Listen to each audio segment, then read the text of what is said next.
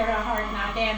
Actually, sa district memo ko, alam nyo kung anong nakasulat. Ganun lang, but what exalted me right now is that you are giving more than enough. You give more than enough, diba? So, tama si Ma'am Lot, we have so many blessings in life, no?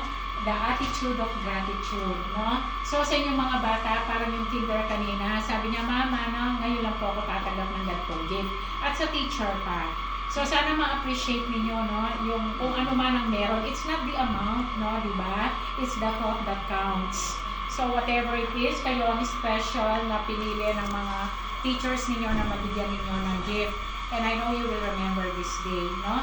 So, sa inyong lahat, sana pagbutihin nyo pa yung pag-aaral nyo. You are already in senior high school. Lalabas na kayo ng senior high school, having another journey in your life. No, matatandaan niyo ang mababait at mabubuting guro ninyo. Anong gusto niyo sabihin sa kanila? Thank you.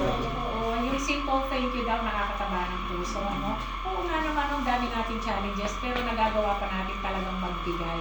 Kasi, what is typewriting, what is pencil, what is ball pen, pero sa puso ng bata, napakalaking bagay, no? So, maraming salamat po for your generosity, my dear RL, Senior High School teachers, and to the students. You will remember this wonderful day as part of our education week.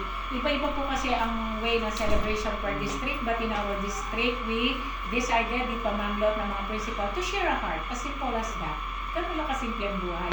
Because we believe in sharing, there are more blessings to come. So to all of you, happy holidays and God bless us all. Maraming salamat.